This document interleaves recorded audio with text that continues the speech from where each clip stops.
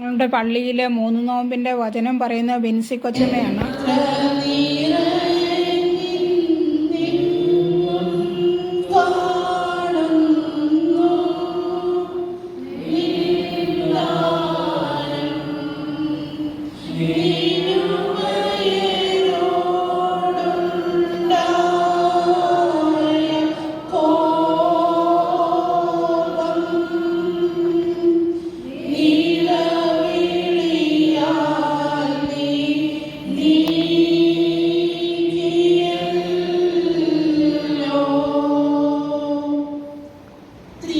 ദൈവത്തിന്റെ അതിപരിശുദ്ധ നാമം വാഴ്ത്തപ്പെടുമാറാകട്ടെ. വന്യനായ ആചാര്യ ശ്രേഷ്ഠൻ, കർത്താവിൽ എൻ്റെ മാതാപിതാക്കളെ, സഹോദരങ്ങളെ, പ്രിയമുള്ള കുഞ്ഞുങ്ങളെ, ഒരു 3 നോമ്പിന്റെ അനുഭവത്തിലേക്ക് നമ്മൾ എത്തി നിൽക്കുകയാണ്. ഇന്നത്തെ ദിവസത്തിന് നമുക്കറിയാം റിപ്പബ്ലിക് ഡേ ആണ്. അതോടൊപ്പം തന്നെ പരിശുദ്ധ സഭയുടെ ചരിത്രത്തിലും ഇന്നത്തെ ദിവസത്തിന് വളരെ പ്രാധാന്യം അർഹിക്കുന്ന ഒരു ദിനമാണ്. പരിശുദ്ധ സഭയെ മോദമോടെ മേയിച്ചു ഭരിച്ച, സഭയുടെ സൂര്യ തേജസ് എന്നറിയപ്പെടുന്ന 6ാം കാതോലിക്കായും മലങ്കര മെത്രാപ്പോലീത്തായുമായിരുന്ന പരിശുദ്ധ ബസേലിയോസ് മാർ തോമാ മാത്യൂസ് ദ്വിതീയൻ കാതോലിക്ക ബാവായുടെ ഓർമ്മ ദിനം കൂടിയാണ് ഇന്ന്. ആ പരിശുദ്ധ പിതാവിന്റെ മധ്യസ്ഥതയിൽ അഭയം പ്രാപിക്കുന്നു. നമ്മള് ഒരു വലിയ നോമ്പിലേക്ക്, ഒരു 3 നോമ്പിലേക്ക്, വലിയ നോമ്പെന്ന് പറയാൻ പറ്റത്തില്ലല്ലേ, ഒരു ചെറിയ നോമ്പിലേക്ക് നമ്മൾ കടന്നു വന്നിരിക്കുകയാണ്. ഈ നോമ്പിനെ കുറിച്ചൊക്കെ നമുക്ക് നല്ലതുപോലെ അറിയാം. നമ്മൾ എല്ലാ വർഷവും പ്രസംഗം കേൾക്കുന്നതാണ്. നമുക്ക് യോനാ പ്രവാചകന്റെ പുസ്തകം എത്ര അധ്യായമുണ്ടെന്നൊക്കെ നമുക്ക് കാണാതറിയാം, എത്ര വാക്യമുണ്ടെന്ന് വരെയൊക്കെ നമുക്ക് കാണാതറിയാം അല്ലേ. 4 അധ്യായങ്ങളുള്ള പുസ്തകം നമ്മൾ തിരിച്ചും മറച്ചും പല ആവർത്തി നമ്മൾ വായിച്ച് പഠിച്ചിട്ടുള്ളതാണ്. എന്തുകൊണ്ടാണ് മർത്തമറിയ സമാജത്തിന്റെ ഒരു പരീക്ഷയ്ക്ക് ഒരു പ്രാവശ്യത്തെ സിലബസ് ആയിട്ട് അത് വരാത്തതെന്നൊക്കെ ഞാൻ പലപ്പോഴും ചിന്തിച്ചിട്ടുണ്ട്. കാരണം ഇത്തിരി കഷ്ടപ്പെട്ട് പഠിക്കണ്ടായല്ലോ എന്നൊക്കെ വിചാരിച്ചിട്ടേ. അപ്പം അങ്ങനെ ഒരു പുസ്തകമാണ് യോനാ പ്രവാചകന്റെ പുസ്തകം. ചെറിയ പ്രവാചകന്മാരെന്ന് പറയുന്ന 12 പ്രവാചകന്മാരെയാണ് നമ്മൾ വിശുദ്ധ വേദ പുസ്തകത്തിൽ കാണുന്നത്.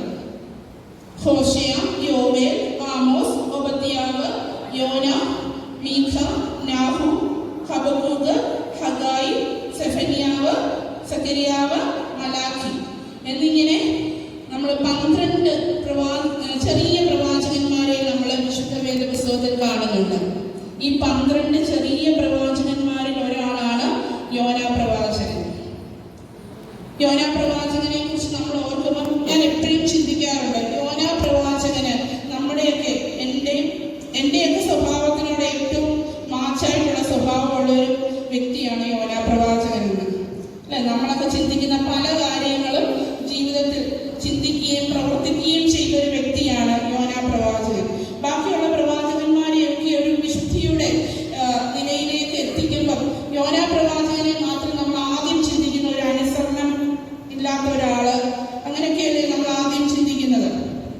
യോനാ പ്രവാചകന്റെ പുസ്തകം നമ്മൾ വായിക്കുമ്പോൾ തന്നെ അറിയാം, യോനാ പ്രവാചകനോട് നിനവയിലേക്ക് പോകാനാണ് യഹോവയായ ദൈവം അരുളി ചെയ്തത്.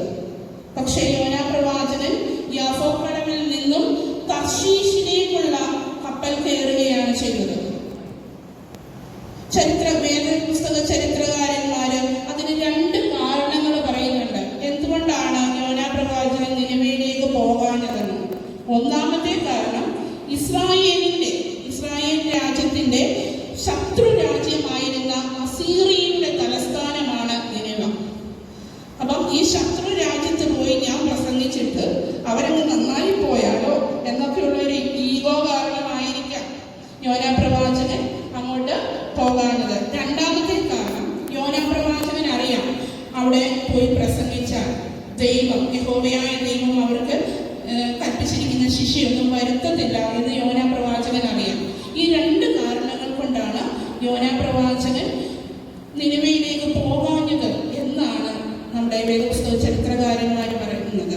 അതെന്തുമായിക്കോട്ടെ, നമ്മൾ ഒരു ജോസഫ് സാർ പറഞ്ഞ പോലെ നമ്മുടെ സഭയിലെ കാനോനിക നോമ്പുകൾ, 5 കാനോനിക നോമ്പുകളിൽ ഏറ്റവും ചെറിയ 3 നോയമ്പാണ്. ലെന്റ് എന്നാണ് നോമ്പ് എന്ന വാക്കിന്റെ ഇംഗ്ലീഷ് അർത്ഥം. ലെന്റ് 4 അക്ഷരങ്ങൾ, LENT. ഈ 4 അക്ഷരങ്ങളിൽ നമുക്കറിയാം എൽ എന്ന് പറയുന്ന അക്ഷരം സ്നേഹത്തെ കുറിക്കുന്ന, ലവിനെ കുറിക്കുന്നതാണ്. അപ്പം നോയമ്പ് നോക്കുന്നവർക്ക് ആദ്യം വേണ്ടുന്നത് സ്നേഹമാണ്. അവരനോടുള്ള സ്നേഹം, പരസ്പര സ്നേഹവും പരസ്പര കരുതലുമാണ് നോമ്പ് നോക്കുന്നവർക്ക് ആദ്യം വേണ്ടുന്നത്. അടുത്തിരിക്കുന്നവനെ നോക്കിയിട്ട് അവനെ കാണാതെ ഇരിക്കുന്ന രീതിയിൽ ഇരുന്നിട്ട് നമ്മൾ എത്ര നോമ്പ് നോക്കിയെന്ന് പറഞ്ഞാലും അത് യഹോവയായ ദൈവത്തിന്റെ സന്നിധിയിൽ വെടിപ്പുള്ള നോമ്പ് ആകത്തില്ല. രണ്ടാമത്തെ അക്ഷരമാണ് ഈ എനർജറ്റിക് ആണ്. കർത്താവ് തന്നെ പറഞ്ഞിട്ടുണ്ട്, നിങ്ങൾ ഉപവസിക്കുമ്പോൾ വാടിയ മുഖം കാണിക്കരുത്. അപ്പം നമ്മളുടെ അടുത്ത് നൊയമ്പൊക്കെ നോക്കിയിട്ട് എന്താ ഇങ്ങനെ ക്ഷീണിച്ചിട്ട് ഇരിക്കുവാണല്ലോ, എനിക്ക് നൊയമ്പായിരുന്നു അതുകൊണ്ടാണ് ക്ഷീണിച്ചിരിക്കുന്നത് എന്ന് പറയുന്നത് ശരിയാണോ? അല്ല. എനർജറ്റിക് ആയിട്ടിരിക്കണം. ദൈവസന്നിധിയിൽ നമ്മൾ ഊർജ്ജസ്വലമായിട്ട് ആരോഗ്യമായിട്ട് ഇരിക്കുന്നതായിരിക്കണം നമ്മുടെ നോമ്പ്. മറ്റുള്ളവരെ കാണിക്കാൻ വേണ്ടിയിട്ടുള്ളതാകരുത് നമ്മുടെ നോമ്പെന്ന് വിശുദ്ധ ഗ്രന്ഥത്തിൽ തന്നെ പറയുന്നുണ്ട്. മൂന്നാമത്തെ എൻ നോബിൾ ആയിരിക്കണം, സത്യസന്ധതയുള്ളവരായിരിക്കണം നോമ്പ് നോക്കുന്നവരായ നാം ഓരോരുത്തരും. ഞാനും നിങ്ങളും നോമ്പ് നോക്കുന്ന നാം ഓരോരുത്തരും സത്യസന്ധത ഉള്ളവരായിരിക്കണം. ടോളറൻസ്. നോമ്പ് നോക്കുമ്പോൾ പല പ്രതിസന്ധികളും നമ്മുടെ ജീവിതത്തിലേക്ക് കടന്നു വരും. അതിനെയൊക്കെ ടോളറേറ്റ് ചെയ്യുവാൻ, അതിനെയൊക്കെ അതിജീവിക്കുവാനുള്ള ശക്തി നമുക്ക് ദൈവം തരുമെന്നുള്ള പൂർണ്ണമായ വിശ്വാസമുള്ളവരായിരിക്കണം നാം ഓരോരുത്തരും. അങ്ങനെ നമുക്ക് നോമ്പിലേക്ക്, ഈ 3 നോയമ്പിലേക്കും 18 ദിവസത്തിന് ശേഷം വരുന്ന വലിയ നോമ്പിലേക്ക് നമുക്ക് പ്രവേശിക്കുവാൻ കഴിയണം. നമുക്കൊരു വാക്യം വായിക്കാം. യോവേൽ പ്രവാചകന്റെ പുസ്തകം 2-ാം അധ്യായം 12-13 വാക്യങ്ങൾ. യോവേൽ പ്രവാചകന്റെ പുസ്തകം 2-ാം അധ്യായം 12-13 വാക്യങ്ങൾ.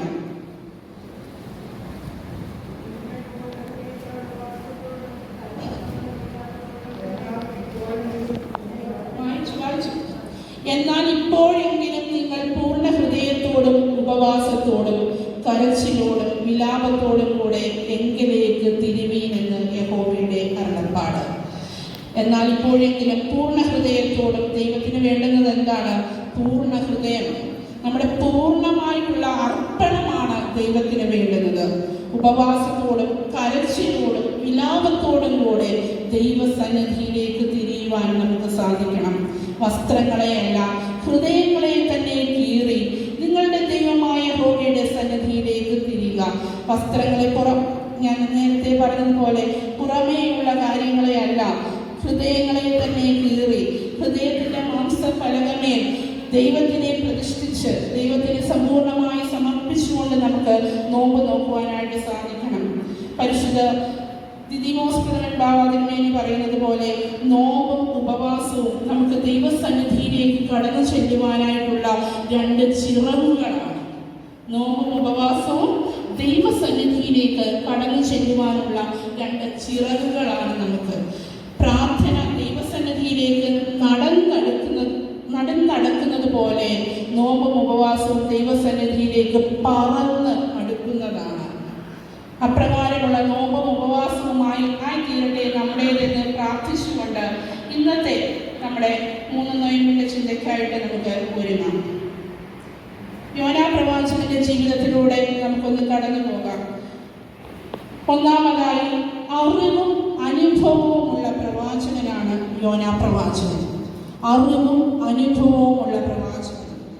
യോനാ പ്രവാചകനെ കുറിച്ച് നമ്മൾ പഴയ നിയമത്തിലും പുതിയ നിയമത്തിലും യോനാ പ്രവാചകന്റെ പുസ്തകത്തിൽ മാത്രമല്ലാതെ യോനാ പ്രവാചകനെ കുറിച്ച് ഒരിടത്ത് പറയുന്നുണ്ട് പഴയ നിയമത്തിൽ. എവിടെയാണെന്ന് അറിയാമോ? 2 രാജാക്കന്മാർ 14-ാം അധ്യായം 25-ാം വാക്യത്തിൽ. 2 രാജാക്കന്മാർ 14-ാം അധ്യായം 25-ാം വാക്യത്തിൽ യോനാ പ്രവാചകനെ കുറിച്ച് പറയുന്നുണ്ട്. അമിത്ഥായുടെ മകനായ യോന എന്ന് പറയുന്നുണ്ട്. അപ്പം യോനാ പ്രവാചകനെ അമിത്ഥായുടെ മകനാണ്. അമിത്ഥ എന്ന വാക്കിന്റെ അർത്ഥം അറിയാമോ? സത്യം എന്നാണ് അമിത്ഥ എന്ന വാക്കിന്റെ അർത്ഥം. ആ സത്യത്തിന്റെ മകനായ, അല്ലെങ്കിൽ അമിത്ഥായുടെ മകനായ യോന എന്ന വാക്കിന്റെ അർത്ഥം നമുക്കൊക്കെ അറിയാം. പ്രാവ് എന്നാണ് യോന പ്രാവിന്റെ പ്രത്യേകതകളൊക്കെ നമുക്കറിയാം. പ്രാവ് ഒരു നിഷ്കളങ്ക ജീവിയാണ്.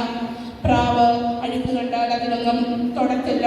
അതുപോലെ പ്രാവിന് ഉള്ള ഒരു വലിയ പ്രത്യേകതയാണ് അതിനൊരു എക്സ്റ്റേണൽ ആയിട്ടുള്ള ഒരു ഇയർ ഇല്ല, ചെവിയില്ല. അതിന് പുറമേ കാണുന്ന ഒരു ചെവി, ഒരു എക്സ്റ്റേണൽ ഇയർ ഇല്ല. അങ്ങനെയൊക്കെയുള്ള പ്രത്യേകതകൾ പ്രാവിന് ഉണ്ട്. അപ്പൊ അങ്ങനെയൊക്കെയുള്ള നിഷ്കളങ്കമായ ഒരു ജീവിയുടെ പ്രതീകം. പുതിയ നിയമത്തിലാണെങ്കിൽ പരിശുദ്ധ റൂഹായുടെ പ്രതീകമാണ് പ്രാവ്. അപ്പൊ ഇങ്ങനെ പ്രാവെന്ന് പേരുള്ള ഒരു